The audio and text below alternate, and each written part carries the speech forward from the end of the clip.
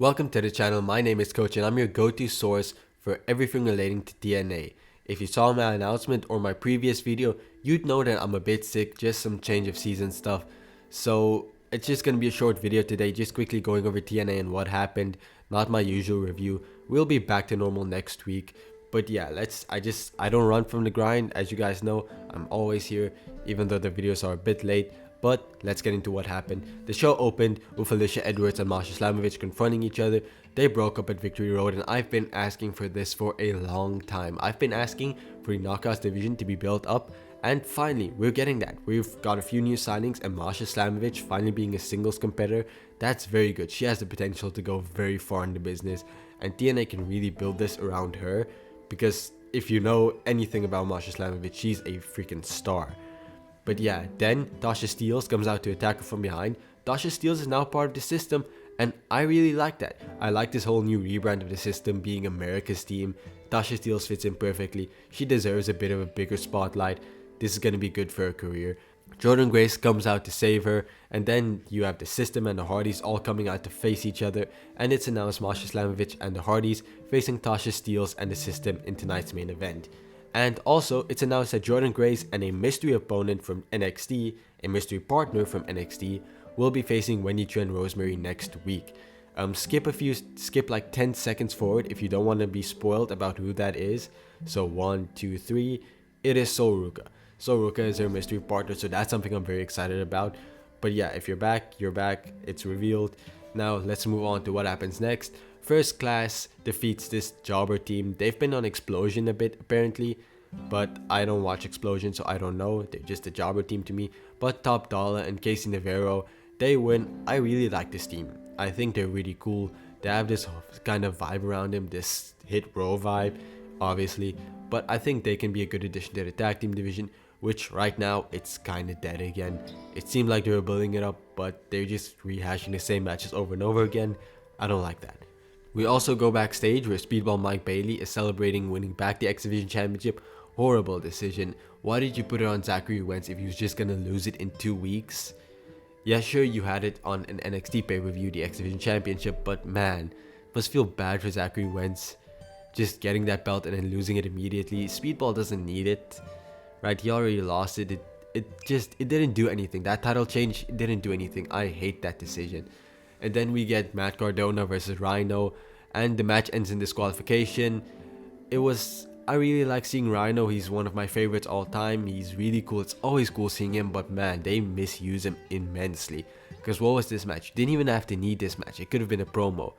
Regardless, PCO comes out to save Rhino because Matt Cardona tried to attack him. And then Matt Cardona runs away and PCO keeps attacking this chair and the fans love it. That was kind of funny to me. I like that. And Matt Cardona just runs away in terror. Really funny thing. I loved it. This feud should end now because both PCO and Matt Cardona can do better things. That's a big thing with TNA. A lot of these feuds, they can just end already. We should go in a new direction. And I'm going to talk about that more when Santana JDC match comes up. But for now, let's end this as soon as possible. Spitfire defeats Scandalo Gray and Carly Bright from NXT. They defend their Knockouts Tag Team Championships. It was a fun match. Scandalo Gray and Carly Bright got no offense in barely anything. It was basically a glorified squash match from Spitfire, but it was good. It builds them up. But women's tag teams, they're very few and far between. So if you have legitimate tag teams like Scandalo Gray and Carly Bright, you shouldn't be squashing them. You should instead be using them like in feuds. Because, like I said, women's tag teams, at least legitimate women's tag teams, they're very few and far between. You know what? Spitfire should go to NXT and defend the women's tag team championships there. There's a lot more women's tag teams there. I think it would be a big boost for you women's knockouts tag team championships, don't you think? I think so. Next match was a Texas street fight between Santana and JDC. Santana wins. This was a very brutal match. I really enjoyed it. You should go watch it. This is the perfect example of why if you don't use blood a lot, when blood finally appears, it's very useful and it's very effective. That happened here. Santana eventually wins, but he doesn't get to celebrate. Moose just attacks him from behind and lays a steel chair into him. It was good, but this Moose and Santana feud has been going on for too long. We've seen the match before. Nothing's gonna make this match better. Santana is bringing Moose down. Santana isn't on his level. That's just my opinion. And JDC, I don't want JDC on my screen anymore. No offense to him, he just doesn't fit in here. I don't see where he fits in. We should put him to the side or do something else. Just get him out of the system. Get someone else in there. And yeah, Santana versus Moose is gonna happen at Bound for Glory. I'm just excited for a lot of these rivalries to finally end, to be honest with you, because these rivalries, they've been going on for too long. They've just been going on for way too long. Then Joe, Hendry, Kazarian, and Nick Nth are all in the ring. They all want the championship. So Santino comes out and he says next week Joe Hendry versus Frankie Kazarian. Winner faces Nick Nth for the TNA World Heavyweight Championship at Bound for Glory. But Joe Hendry should win this match. Joe Hendry should win this match and he should take the championship away from Nick Nth. Nick Nth is barely here. Between the build for Emergence and Victory Road, he wasn't on screen once. All of his stuff were pre-taped. He wasn't on screen once. So he's not a full-time champ. He's like a part-time champ. And why do we not hate him for that like we hate all other part-time champs?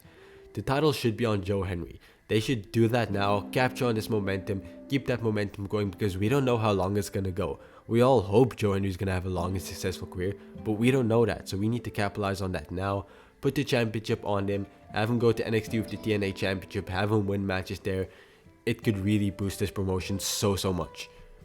And then in the main event, Masha, Slamovich, and the Hardys defeat the System and Tasha Steelz. Really fun match. I really enjoyed all of this.